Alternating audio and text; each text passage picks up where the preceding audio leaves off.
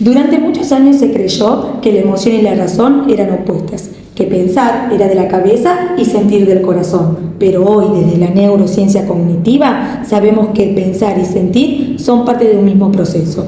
Maris, o sea que si me enojo y no me acuerdo qué dije, no es que estoy loca, es cosa del cerebro. Claro, Lu, la amígdala cerebral se activa y toma el control antes de que la corteza prefrontal pueda decir, espera, piensa un poquito. Entonces si la amígdala me gana, mi cerebro está en huelga. Más o menos, pero la corteza prefrontal llega después y regula esa emoción. Carson lo explica muy bien cuando dice que la emoción afecta la cognición, la memoria, la atención, pero la cognición a su vez regula la emoción. Entonces que si estudio con alegría o motivación aprendo mejor. Exactamente, las emociones son el motor del aprendizaje. Por eso, en la escuela, cuando un niño se siente seguro y valorado, su cerebro se abre al conocimiento. Entonces, esta plantita sería como mi cerebro. Si la riego con emoción, crece, si no, se marchita. Exacto, como lo decía Ana Quiroga, no hay conocimiento sin emoción que lo sostenga. Ah, ahí entendí. Entonces, la emoción no estorba, enseña. Hola, soy la profesora Luciana y en la clase de hoy vamos a continuar viendo las emociones que impulsan el aprendizaje, en base a autores que vimos durante todo el año, como Piaget, Carson y Ana Quiroga. ¡Chicos! Profe, Sí, usted dijo que el ser humano es una unidad biopsicosocial. ¿Qué significa eso? trae tus cosas que te explico. Ana Quiroga nos enseña que no podemos separar la emoción de la cognición. El ser humano es una unidad biopsicosocial, donde lo que sentimos influye directamente en cómo pensamos, actuamos y aprendemos. Ah, claro, porque la emoción es lo que organiza la conducta. Cuando sentimos interés o curiosidad, nuestro cerebro presta más atención y la información se guarda mejor en nuestra memoria. Claro, Quiroga también decía que no hay conocimiento sin emoción que lo sostenga. La emoción no es un obstáculo, es la energía que mueve el pensamiento. Ah, profe, entonces, supongamos que yo a un niño le enseño la palabra semilla y le hago un dibujo. Así. Y le muestro. A la definición y el dibujo lo recordará poco.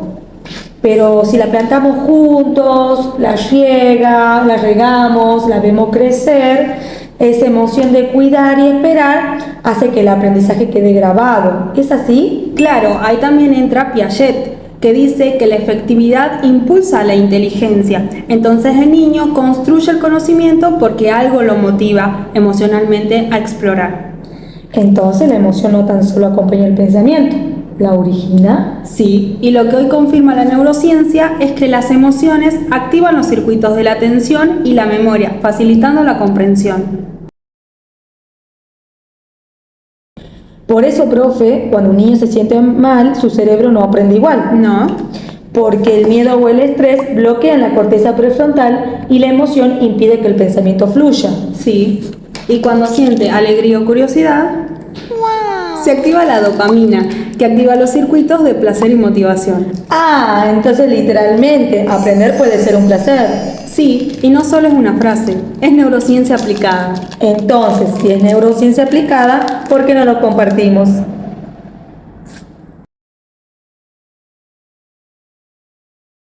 Entonces, profe, para cerrar la clase de hoy, me quedó claro que enseñar no es algo romántico, es biológicamente efectivo. Claro, lo afectivo y lo cognitivo son como dos hemisferios del mismo cerebro, distintos pero inseparables. Entonces, la emoción impulsa el conocimiento.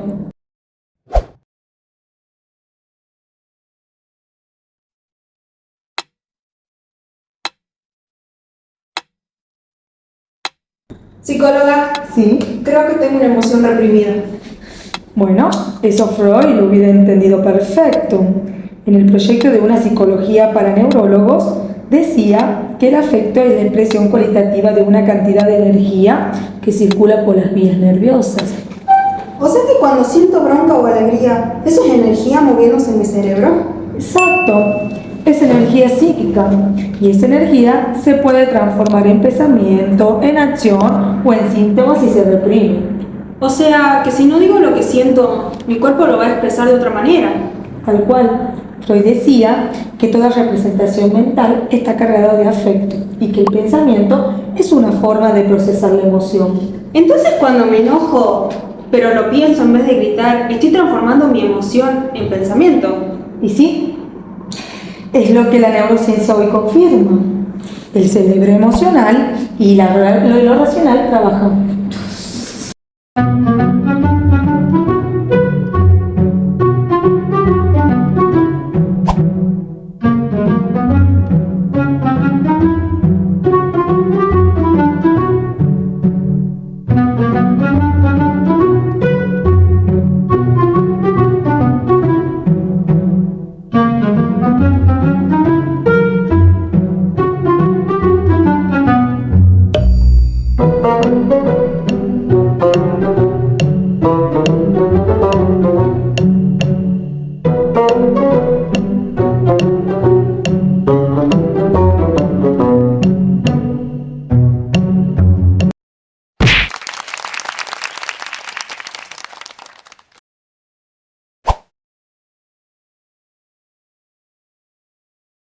Hola, soy la científica Luciana y hoy vamos a aprender sobre el estudio del cerebro emocional, que empezó con los modelos de Papez y MacLean.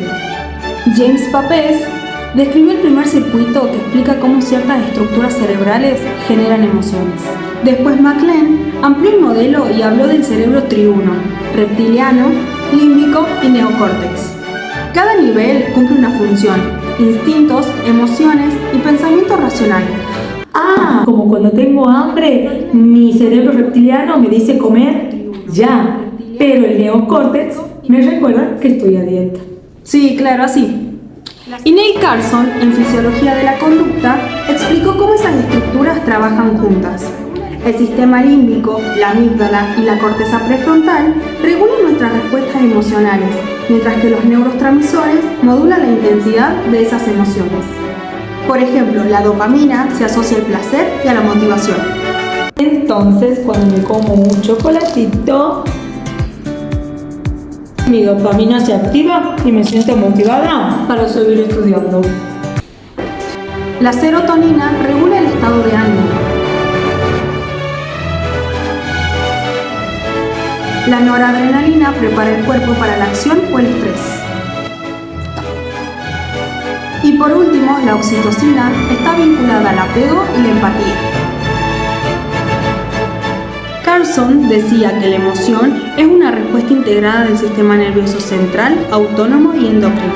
Por eso, cuando sentimos miedo o alegría, no solo cambia nuestra mente, sino también cambia el cuerpo. El corazón late más rápido, las manos transpiran y los músculos se preparan para correr o abrazar. Todo eso son correlatos fisiológicos de la emoción. Y lo importante es que la corteza prefrontal evalúa cognitivamente la situación y modula la respuesta. Y esa es la prueba de que emoción y cognición se equilibran para responder de manera adaptativa.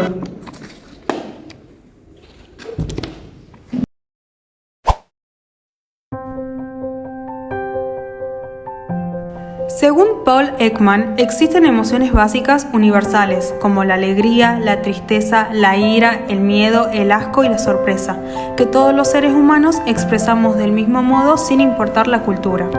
Ekman lo comprobó científicamente, viajó a distintas culturas y observó que las expresiones faciales eran iguales. Según él, estas emociones están biológicamente programadas porque tienen una función adaptativa.